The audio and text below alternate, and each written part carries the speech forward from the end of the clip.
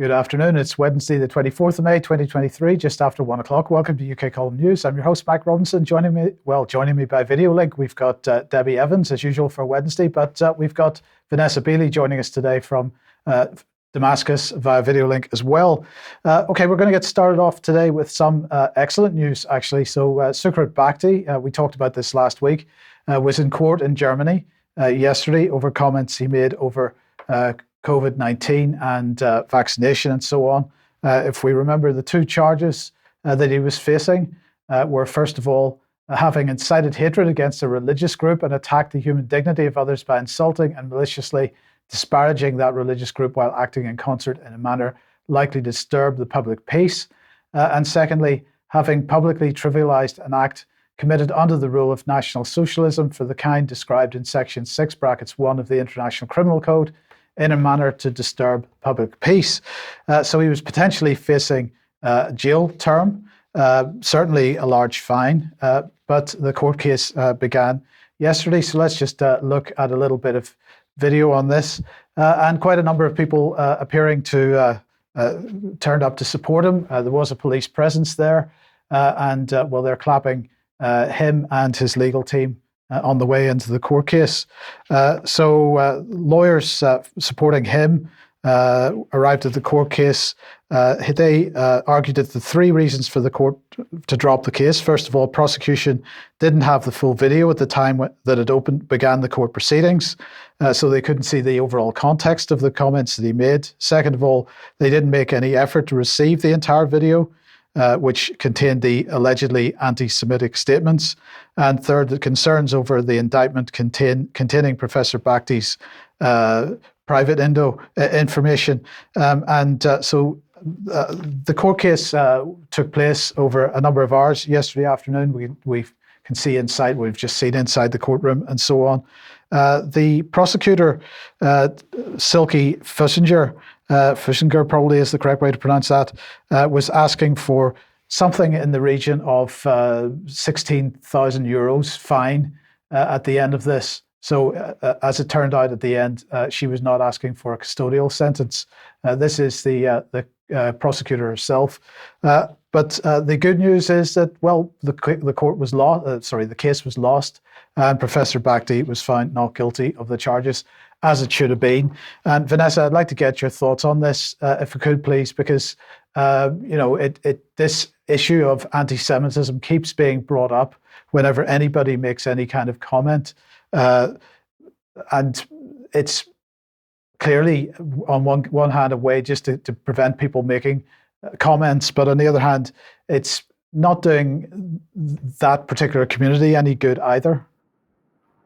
No, I mean, a number of cases have been won recently pushing back against this labeling of anti-Semitism. Of course, it runs parallel with the accusations of being far-right extremists, of course, rather than conspiracy theorists. So it doesn't seem to have as much traction recently as it had, for example, when it was being weaponized against Jeremy Corbyn. Well, indeed, but not just Jeremy Corbyn, other people as well. Yeah, absolutely. So that was fantastic news. Now, in the meantime, of course, yesterday we announced that BBC Verify is a thing, and Mariana Spring was launching that campaign. We showed the video clip, on Monday's news program. She, in her little video clip that we showed on Monday, was talking about a particular newspaper. And of course, although she didn't mention it, she was referring to The Light. The Light newspaper did sit down with Mariana Spring and had a discussion with her. This is as part of her efforts to run a new podcast series we're going to hear about in a second. Now, they have released a couple of little edited excerpts from the full interview. The full interview is online, and we'll provide the link to that in the show notes for this program. But let's just have a look at a minute or so, or a minute and a half of discussion between them and Mariana Spring, beginning with just a quick reminder of what she published on Monday. Welcome to BBC Verify. Like you said, we are a team of investigative journalists. The point of the team, as you said, is to verify video, to fact check, to counter disinformation. I'm looking at the alternative media that finds itself at the heart of this movement, and a conspiracy theory newspaper that's a part of that as well. That's for a podcast series that will be coming out in June. It's called Mariana in Conspiracy Land.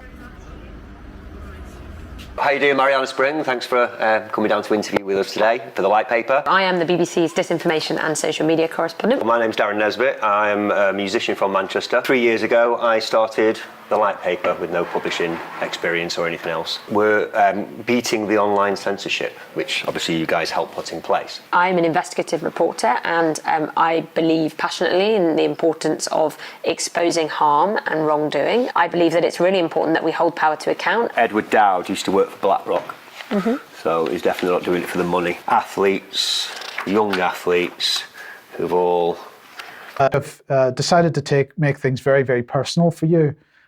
So I'm just be interested to know what your thoughts are on that, because I'm pretty sure they believed in what they were doing as well. Well, I'm not sure they do, Mike. I think and I think we have a tendency to cut, particularly when they're young journalists, or journalists in inverted commas like this. We tend to cut them more slack, and we tend to attribute to them qualities that I don't believe they have. I mean, in that first clip, what does she say? We hold power to account. I can't remember the last time the BBC held power to account. Go back to the Iraq War. She should watch John Pilger's The War You Don't See.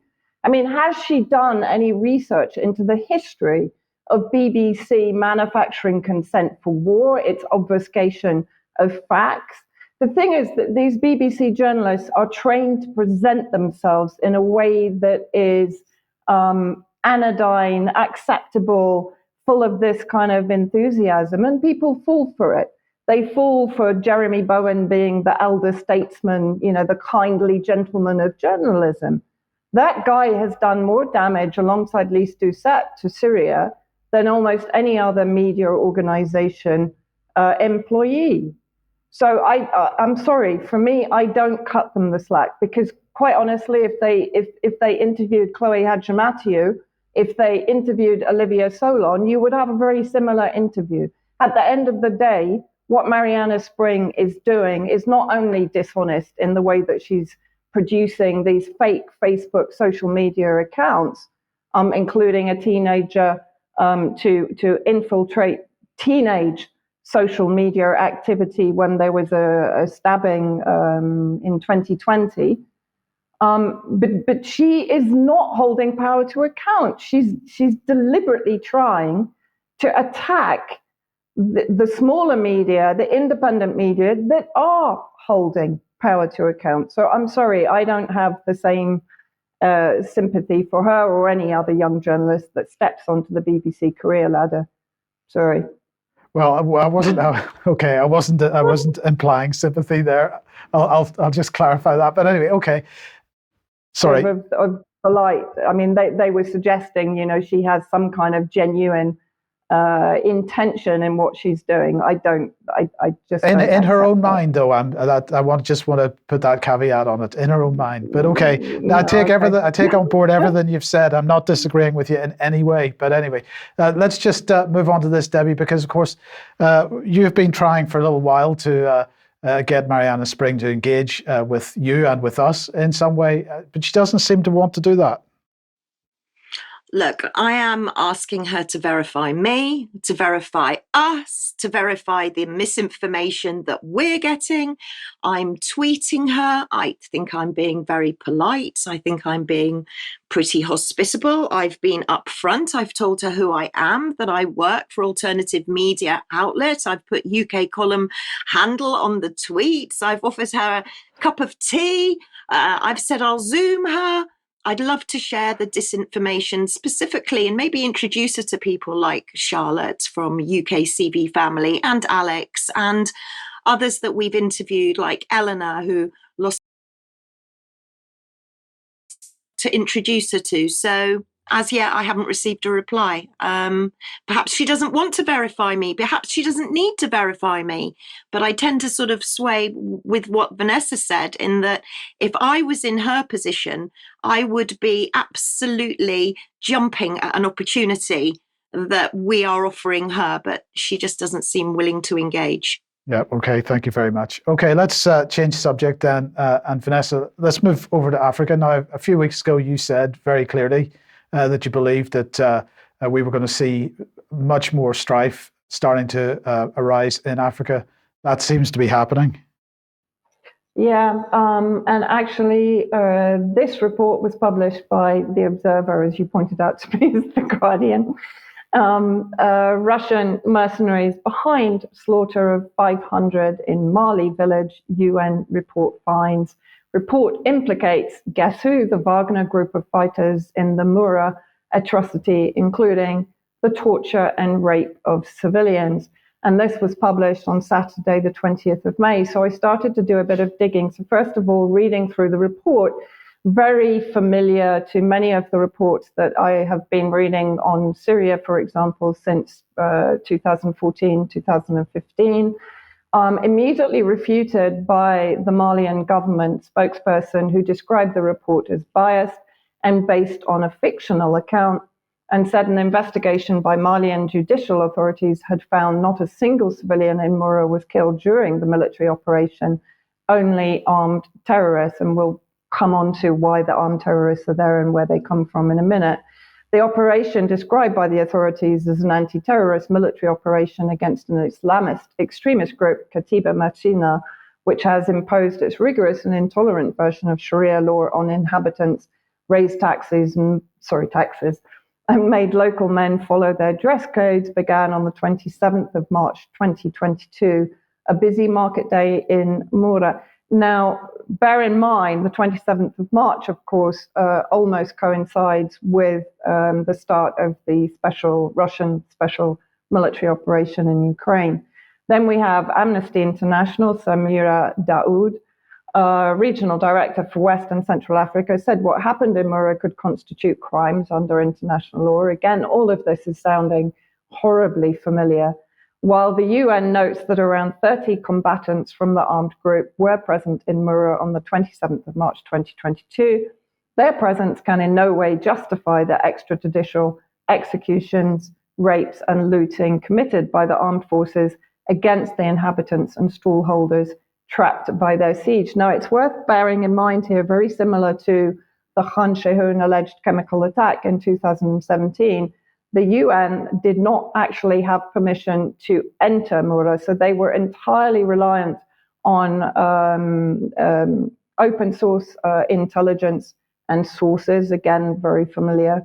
Analysts have expressed concerns that the recent crisis in Sudan has distracted attention from deepening problems across the Sahel and an unstable belt of desert and grazing running, it should be west actually, from Senegal across the African continent. The zone is afflicted by extreme weather linked to climate change, displacement of millions of people, acute political instability, and growing violence. Analysts fear the conflict in Sudan may lead to a domino effect of state collapse. Well, there you have, in my view, the intention of what is going on inside Africa. And then moving on, the Malian Prime Minister, Choguel Maïga, the report sought to tarnish the reputation of the security forces. State-owned television ORTM reported on Monday. He said that no one would make Malians doubt their army and its rising strength in recent months. Now, at this point, it's worth mentioning that in Mali, the pushback against the French colonial junta, as they call it, began in 2012 with protests against the current government.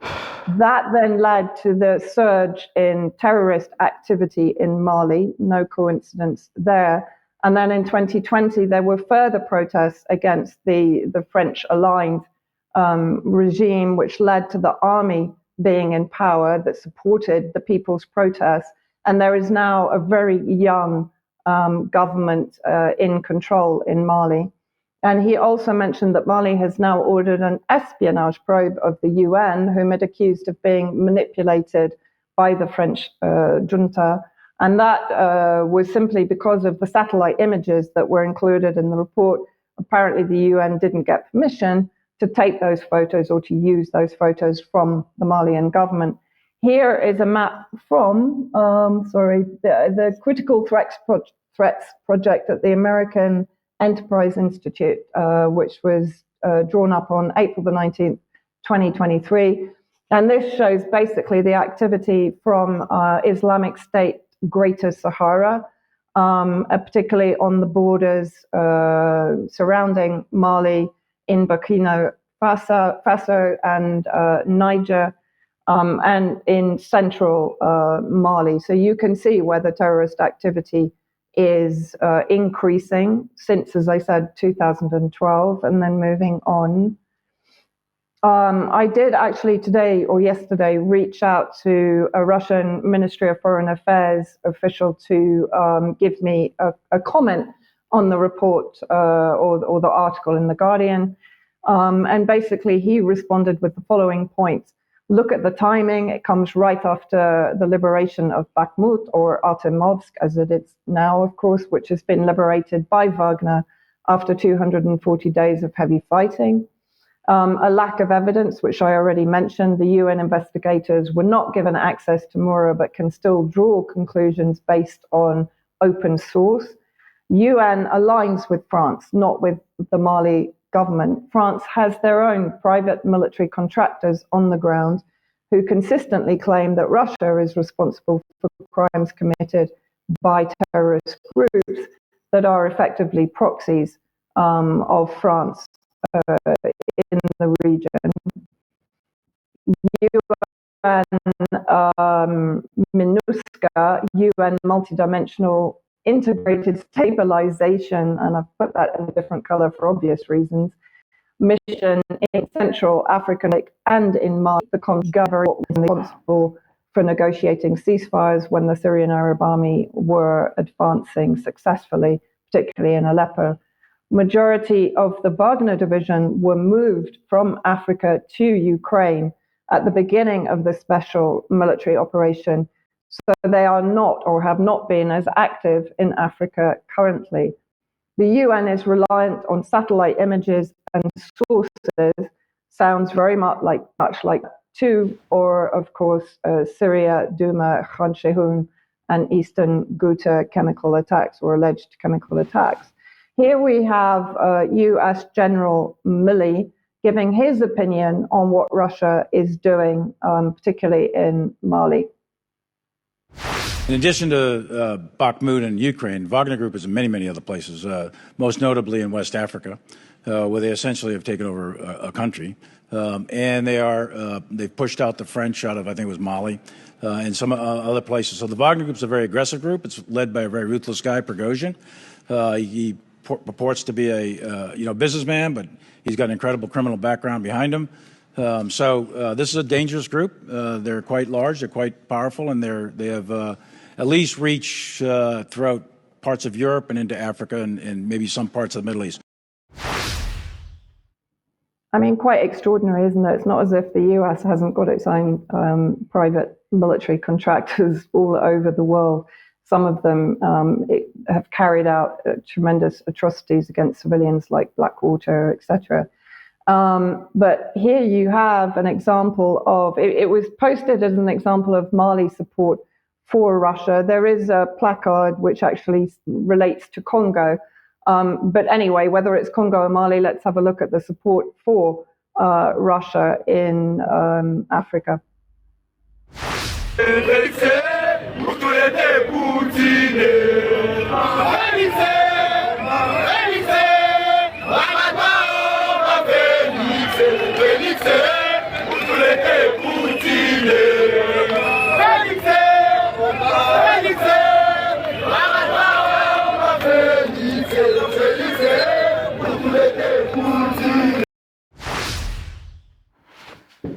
I mean, what's also extraordinary is that they mentioned that the Wagner Group is responsible for pushing the French out of Mali. Of course, the French have now relocated to the NATO base in Mauritania, which is to the north of Mali, and is preparing according to many analysts, for the next front, which will be in Africa, as we've described on a number of occasions.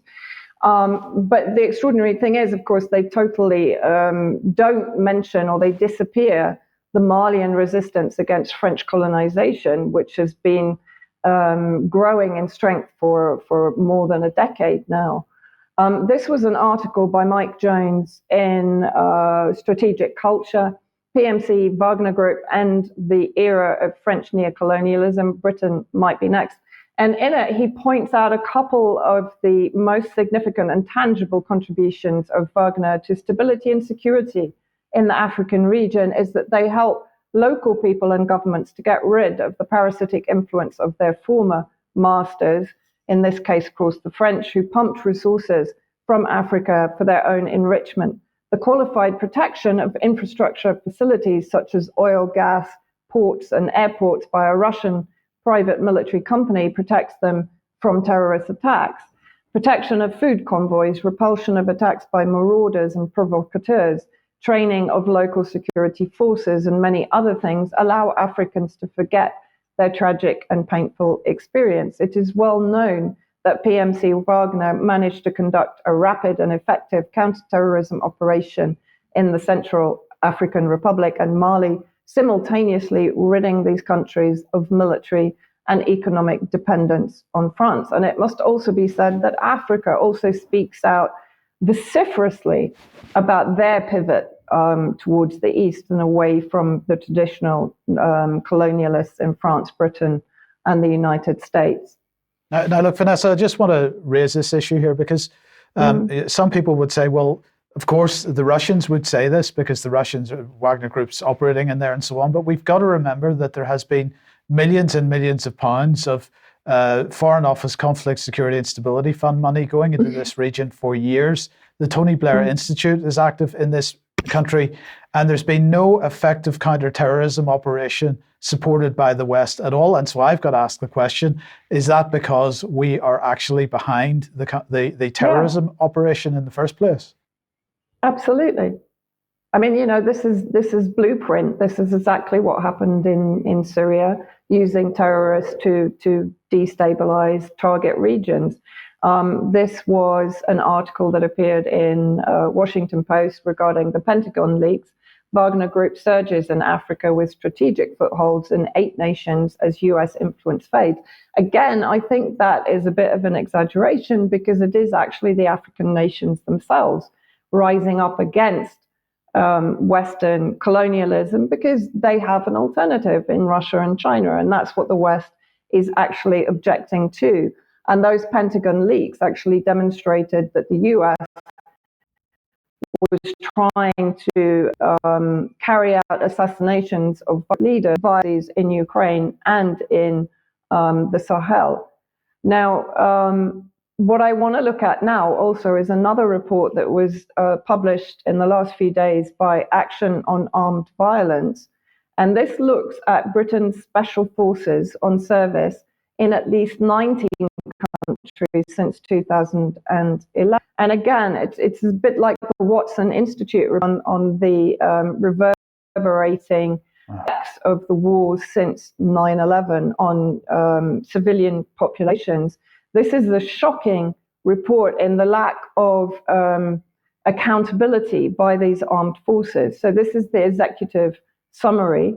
This analysis of credible English language news reports reveals that Britain's special forces have been deployed operationally in at least 19 countries, regions, or territories, and involved in missions in several others in the past decade, raising questions over the level of transparency and democratic oversight these shadowy units operate under. The UKSF operates distinctively from the rest of the British military, and despite being accountable to the Defence Secretary and Prime Minister, there is no parliamentary oversight or mechanism to conduct retrospective reviews. There have been several controversies, I would say more than several, associated with the UKSF, including assassinations, alleged cover-ups, deniability outsourcing, fighting alongside child soldiers, and friendly fire incidents. Calls have been made for greater transparency and oversight by various MPs and committees. So let's have a quick look at a little bit more. They're actually active in a total of 36 countries when you take into account their training programs and their work in the UK and Northern Ireland. But just moving on also quickly. So first of all, you have a case of deliberate assassination of British citizens fighting in Iraq and Syria. I presume they would have been fighting either for the armed groups or for the Kurdish Contras. Alleged cover-up of killing of innocent Afghan civilians, including children. The outsourcing of UK SF operations to MI6, plausible deniability for kill or capture missions in Yemen. Fighting in Yemen where child soldiers are being exploited, comprising of the SAS, the SBS, the Special Boat Services, SRR, Special Reconnaissance Regiment, and supported by Special Forces Support Group. The UKSF, as it said, operate distinctly from the rest of British military, privileged level of secrecy across all government sectors. Director of Special Forces is only accountable to the Defence Secretary and Prime Minister. And it should be noted that, for example, in 2013, Parliament voted against military intervention in Syria, but the UKSF has been present in Syria since pre-2013. And interesting, they were in Russia in 2014, just as the regime change coup was carried out in Ukraine. So there's quite a lot of interesting information, of course, from a slightly skewed perspective, but well worth reading the report.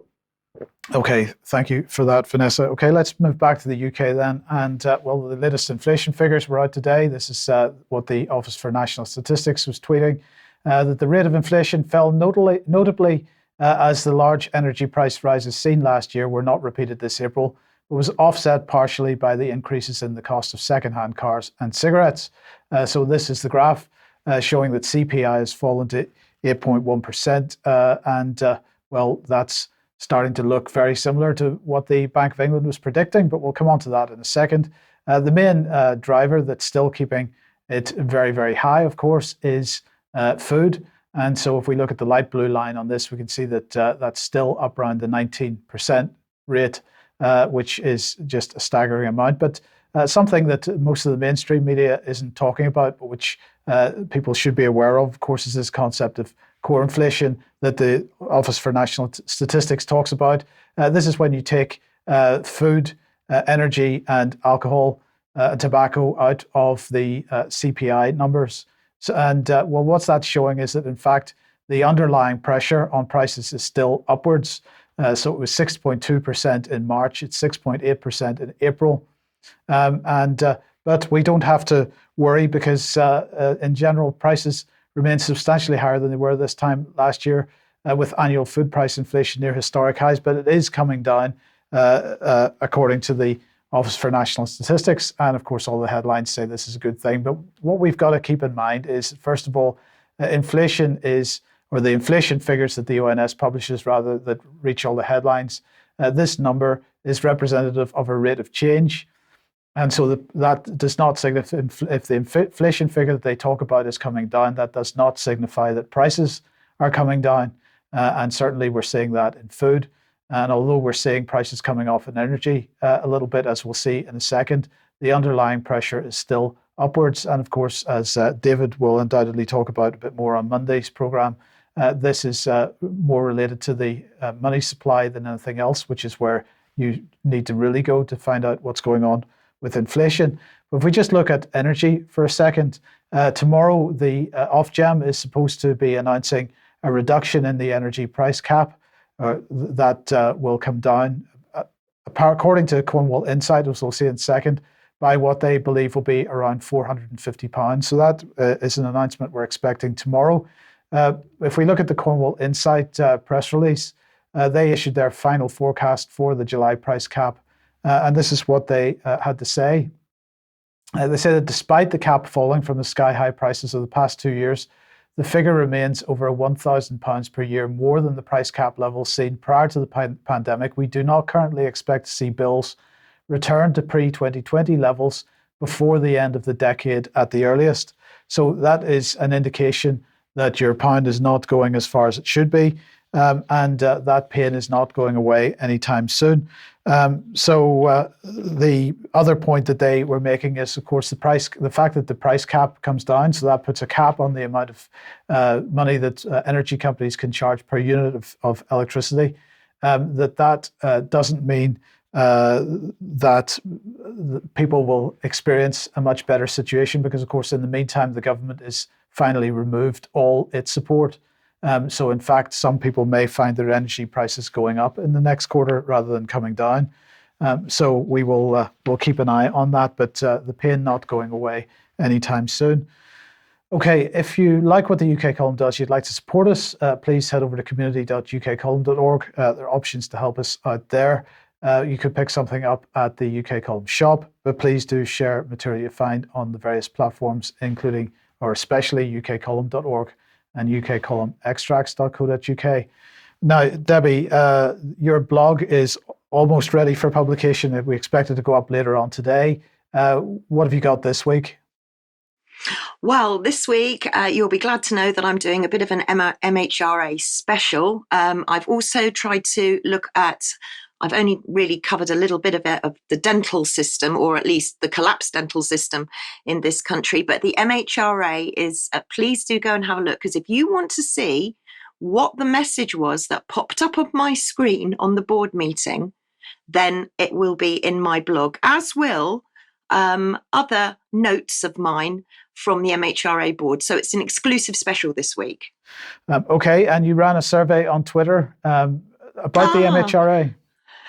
I did. You know, I've only got a little Twitter following, and thank you so much to everybody that does follow me, but I keep a fairly low profile. But I thought I'd just do a little straw poll. Do you trust the MHRA to approve and deliver safe medicines to the UK population? Please share and retweet. And bless you all. Thank you for sharing and retweeting, because we got a total of 487 votes. There was a very simple yes, no, or not sure option. And quite clearly, you can see that 97% of those that answered the poll do not trust the MHRA to approve and deliver safe medicines to the UK population. What I just want to make clear there is that every time you go to the pharmacy, the chemist, or the doctor, every single thing that you are buying over the counter, whether it's complimentary, whether it's a prescription, is all MHRA approved. So that was quite a telling poll. Perhaps we'll do a bigger one on UK Column at some time in the future. Okay, and we just want to remind everybody that the interview you did with Thomas Binder is on the website, and everybody should be watching that. Yeah, that's an extraordinary story. I mean, honestly, Dr. Binder he's been speaking up right from the get-go. He's extraordinarily brave, and his message is really simple: say no. So that's an extraordinary interview. And yesterday we had a really upbeat, it was a positive, happy video, no doom and gloom, healthy, no, I think it's called Healing Herbs for a Healthy Life. And this was another amazing interview with Jane Placker, who's a qualified medical herbalist. And she's telling us what we can do to just keep our immune systems tip-top condition just by adding absolute loveliness from our gardens onto our salads. Okay, thank you. And let's get on to some medical news now. And of course, the news came out yesterday, I think it was, that the junior doctors have announced their latest dates for the next strike. Yeah, they're on a 72-hour walkout from the 14th to the 17th of June. They say that the pay offer is not credible. And of course, I'm just waiting for the nurses to go out on strike as well, probably at the same time. We haven't heard as yet, but there is a possibility that they could go out together. And then moving on to, and actually, before I do move on, I would just like to send all our condolences to the family of Dr. Rashid Buttar, who died suddenly on May the 18th. And incredibly sad, and our condolences to everyone, including, of course, his 3 children, Sarah, Abby and Rahan. I'm sure there'll be more on this story in the future. So, yes, going on to another very, very sad story about babies dying because apparently NHS failings, poverty and inequality, that charities are warning. Now, this is a story that The Guardian are covering. And in case anybody thinks, why have we got two adult hands there when we're talking about babies? That's meant to be the hand of mum and the hand of dad after a bereavement. So I'm thinking, yes, we do have an awful lot of failings in our maternity departments at the moment, and there's an awful lot under scrutiny. However, there was another very concerning story that popped up in the Mail Online about it was talking about a cluster of babies had been struck down by an unusual infection, and one indeed has died. Now, what I caught on this was in the top right hand corner, you'll be able to see this. It says 9 of the cases tested positive for a type of enterovirus, which usually carries no symptoms or flu-like symptoms. However, experts are baffled as to what has caused the sudden spike. Health chiefs in Wales are probing the reasons behind the cases and will investigate any further cases that are reported in the coming weeks. So you can see that the symptoms of enterovirus is there on your screen, but it was that word enterovirus that spiked a red flag in my head, because I don't know whether many of you remember, and I'm sure most of you do, the latest exercise from Bill Gates, Catastrophic Contagion, which was conducted in collaboration with Bill and Melinda Gates and the Johns Hopkins. Now, this, I have to say, this is a fictional scenario, okay? So what you see there on the right of your screen, Severe Epidemic Enterovirus Respiratory Syndrome 2025, that is a fictional diagnosis. That's not real, but clearly you can see the word enterovirus there. So I went to have a look at government.uk enterovirus infections. You can see that it's just been updated there in May, and they talk about enterovirus is a group of viruses that cause a number of infectious illnesses which are usually mild.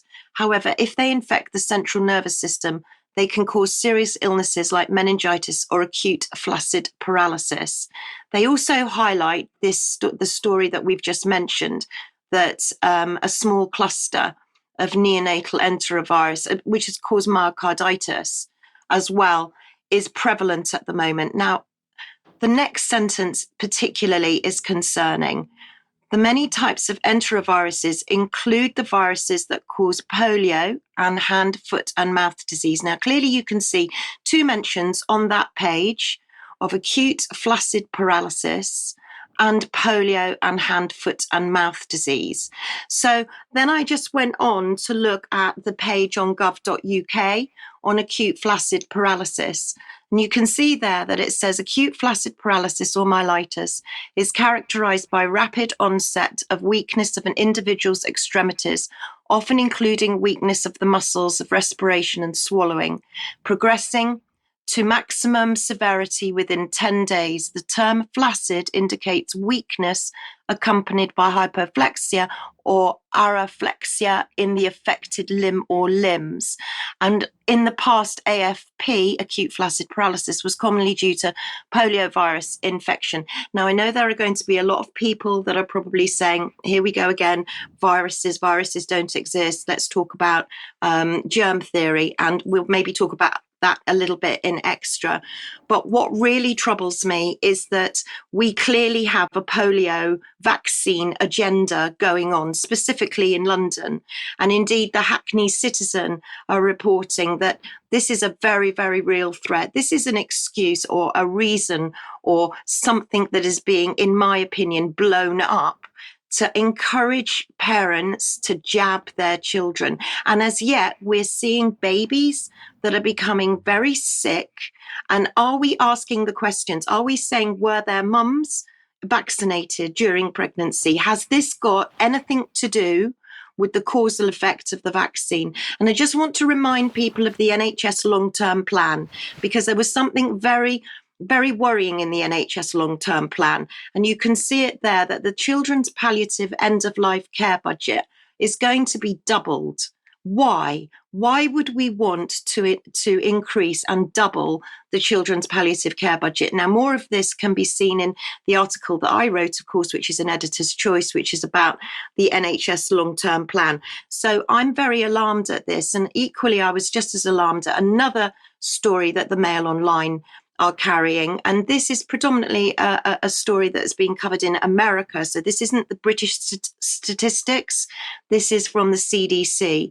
Child death soaring, an alarming 10% of 15-year highs due to pandemic suicides, overdoses, and homicides. Even doctors are warning now that they're seeing suicidal 8-year-olds. So what are we coming to? You know, it's an increase of child deaths and neonatal deaths. It's extremely worrying. And I think it's something that we really need to be keeping our eyes on, because there's a lot of news going on at the moment, and things like this tend to get swept under the carpet. So please keep an eye on this and what's going to be happening possibly in the future. I've seen that the government's been buying incubators, so I'm wondering why or what we could be looking forward to with months coming up ahead. So just keep an eye. Similarly, on adult deaths, I was very alarmed to see a story that Sky News were covering about patient that was on the roof, suicidal, was actually looking for euthanasia. And that's the word I want you to keep in mind here, euthanasia, while staff were asleep and not looking. These were mental health patients that were classified as intensive care. So this has been going on inside Gloucester's mental health intensive care unit, where a young man that I think they called John, was indicating that he wanted euthanasia. And I noticed that in Scotland, and perhaps David Scott might cover this a bit more in weeks to come, but experts have backed the Scottish proposals for assisted dying. This was Liberal Democrats MSP Liam McCarthy's members' bill, which would allow competent terminally ill adults to request assistance to end their lives. But then it goes on to say that the proposals would give vulnerable people control over their decision making. Now, I've been keeping an eye on the assisted death bill in the UK, and it is still passing. So we're now on the second reading. This bill, the sponsor is Baroness Meacher. It's the assisted dying bill. And I also keep an eye on the UK select committees. And I really would say to people to keep an eye on Parliament Live. I always look at the select committees, because whilst we've got news of the Home Secretary's speeding offences and Philip Schofield leaving Good Morning TV, we've got these select committees that are going on in the background that nobody's talking about. This one in particular took place on Tuesday, the 16th of May, where they took evidence from Australia, from New Zealand and America about how assisted dying was working in their countries. I found it a very, very disturbing select committee. I think we've just got a very short clip we can show. Specifically, people are concerned that there is no oversight once the drugs are dispensed, and this is true. In states that track what happens to the drugs, we find that about 30 to 40% of those drugs are unaccounted for. That is, the prescriptions are written, the drugs are dispensed, but there's no one who is reporting on follow-up. That's particularly true in Vermont, where they have disclosed this in their annual reporting. Which means that there are lethal drugs out there, and we aren't sure who takes them or if anyone takes them. In contrast to some of the colleagues from New Zealand, there is no lock and key method for keeping these drugs. The drugs, once dispensed, can go anywhere, and there's no one accounting for them. Abuse is reported. We also don't have terrific oversight. In contrast to Dr. Banerjee, I would suggest that there are not copious checks and balances, because there is zero oversight once the drugs are dispensed. And that was Dr. Lydia Dugdale. She's the director of the Centre of Medical Ethics at Columbia University. So there's going to be a lot more to come on the assisted dying story, but I think we need to look at the ethics very, very closely. And I think it's something that I'm hoping the government will go to public consultation to, but they may just go straight to legislation. So keep an eye on that parliamentary bill in the Lords. Okay, thank you, Debbie. Okay, let's come back to the issue of Prospero and Ariel, the statue outside BBC Broadcasting House, which was attacked over the weekend. And of course, the BBC's position, if you saw Monday's programme, the BBC's position on this was where they were questioning whether the art should be separated from the individual, because of course this attack is because of the problems around the fact that it was Eric Gill who created it in the first place, who was a paedophile and an incestuous personality and so on. I just wanted to ask again and sort of reinforce this point, because Plymouth Live had this article up yesterday following the announcement of the death of Rolf Harris. And they were making the point, well, that the Theatre Royal in Plymouth had a self-portrait painted by Rolf Harris on their premises, but that after his conviction for sexual offences against children, that they had that self-portrait painted over. And indeed, Harris's paintings, they said, were very collectible before his fall from grace, but lost all value when he was jailed for 5 years and 9 months after being convicted of 12 assaults that took place between 1968 and 1986. So, Vanessa, I'm going to come back to you at this point, because, as I say, the BBC's position seemed to be that you should be able to separate the person from the art and only consider the art. But here we have yet another example of where Theatre Royal in Plymouth weren't prepared to do that, and they certainly saw the problem with having a Rolf Harris artwork on their premises. And in fact, the wider market saw the problem as well, because the value of his paintings went from quite a lot to nothing overnight as a result of this. Again, the BBC can't really take this position with any level of credibility. Well, no, particularly if you consider that the BBC is state media, so it effectively is the mouthpiece of the government. So this means that the BBC is condoning, as it has done throughout its history, of course, it has covered up for known paedophiles and paedophile rings. So the question has to be asked, how is the BBC allowed to take such a stand as it has done? And who is behind that stand? Who is allowing the BBC to take that stand and not questioning it? I mean, where is Ofcom in this? Where are all the ombudsmen that should surely be holding the BBC up to account for this kind of permissibility towards paedophilia? I mean, it's incredible. Yes, it is. Okay, thank you for that. Now, Debi, transhumanism, we've got a little bit of video here. Now, I believe this is from Russell T. Davies' sort of science fiction series from 2019 or so, but just introduce this for us.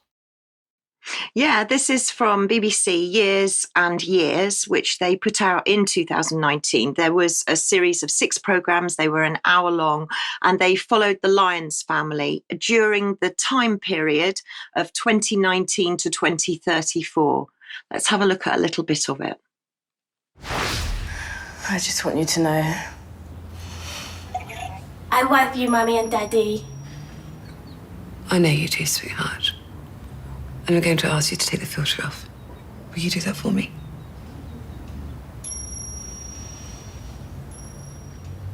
I think I've been uncomfortable for a very long time. We know. I've been thinking ever since I was born that I don't belong in this body. I think I'm trans. Oh, sweetheart. Oh, it's all right, darling. I swear. It really is. Now look at us. We're fine. We're completely fine, aren't we? Yes. And if it turns out that we've got a lovely son instead of a lovely daughter, then we'll be happy. No, I'm not transsexual. Oh. Is that not the word now? But you said trans. What did we call you then? I'm not transsexual. I'm transhuman. Oh, okay. I'm sorry, they keep changing the words. I don't know the difference. I don't want to change sex. No, sure. We say gender now, don't we? I'm sorry.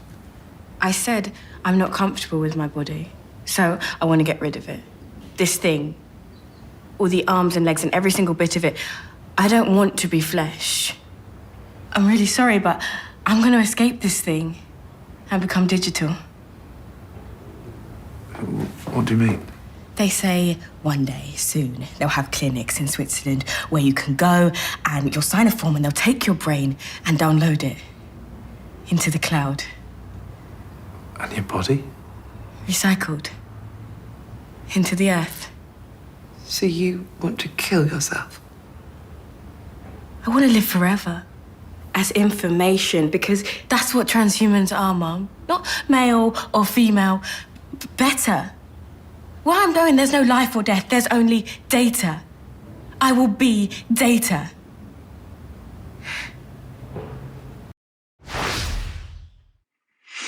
And it's just worth adding that Years and Years covers, and thanks to Stephanie that I researched this because Stephanie had seen every single programme, but it covered transhumanism, synthetic alcohol, tick box, because there is something called Alcarel that's it's going to be rolling out onto the market soon.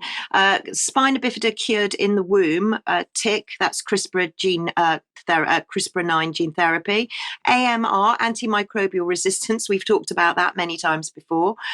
Lab-grown meat, tick, we know that that's on the cards. And a watery grave, and, you know, I'm afraid there is such a thing as a water cremation.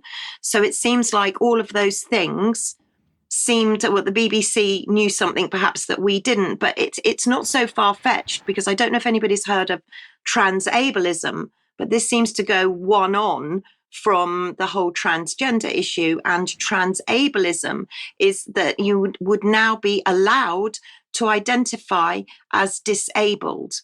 So it means that people, if they want to live their lives in a wheelchair and they want to have their legs amputated, or they want to have their spinal cords snipped, or they want to be made blind, then this has now changed from a psychiatric condition known as body integrity identity disorder.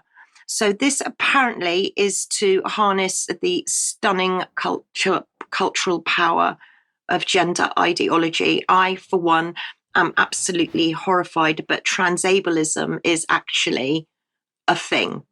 So I don't know. I was pretty speechless. Vanessa, I'm just looking at your face. Do you have any thoughts? Did I just go to sleep and wake up in another level of Dante's Inferno? What is going on in the West? This is the question, indeed. We've got to laugh at it because it is just so nuts. Right, look, Debi, very, very quickly on this. Let's introduce the Qatar Economic Forum to everybody. Well, yes, I didn't know that it existed. I'm not sure whether it's in competition with the World Economic Forum, if it's working in collusion with the World Economic Forum. It's powered by Bloomberg. It's going on at the moment. And I just quickly went into the website to see what they are, who they are, and what they do. I'm sure Vanessa will have plenty to say, perhaps in extra. There you can see some of the featured speeches, including the CEO of TikTok. And then I went to see, well, does anybody represent us? And clearly you can see that as we speak, Kemi Badenoch is at the QEF, presumably doing some trade deals. And I was surprised to see Stephen Mnuchin, who used to be, of course, the equivalent to our Chancellor under Trump in the USA. He's got a lot of film and television connections. So, yeah, I just wanted to bring the QEF to people's attention in case they hadn't heard of them. Okay, brilliant. We're just going to end today then with this story from the Surveillance Camera Commissioner's Office. Now, he published this on the 17th of May. The Commissioner discusses the new era for live facial recognition after the coronation. So let's see what he had to say. Amid all the traditional pomp and ceremony for which we're known around the world, the recent coronation of King Charles III provided a glimpse into the future of policing, not just in this country, but globally. And he's talking about the use of facial recognition, which was absolutely on the streets during that time. But he said that the government surveillance camera code is the only legal instrument to address the police use of live facial recognition directly. It's perhaps unsurprising then, he said, that the police, I and others, are wondering why the Data Protection and Digital Information Bill is in the process of scrapping this enabling code. So the only regulation of live facial recognition in the country is due to be scrapped under the Data Protection and Digital Information Bill. He goes on to say, if the coronation heralds the start of a new era for our evolving relationship with the monarchy, perhaps the deployment of AI-driven facial recognition at that event ought to mark the beginning of a fresh approach to our relationship with state surveillance that will increasingly rely on this powerful technology. So he is very much in favor of AI backing live facial recognition technology in the UK, but he is concerned that this new piece of legislation, or this piece of legislation that's going through Parliament at the moment, A, it removes his role, and B, it removes any regulation of this technology. I'm just letting people know that that is going on. You might want to ask your MP about that piece of legislation and the implications of it for us in our day-to-day lives. But we'll leave it there for today. Say thank you very much to Debi and Vanessa for joining me today. We'll be back in a few minutes for some extra. We've got a couple of interesting things to talk about there. But otherwise, if you're not joining us for that, we'll see you on Friday at 1 p.m. as usual. Thanks for joining us. Bye-bye.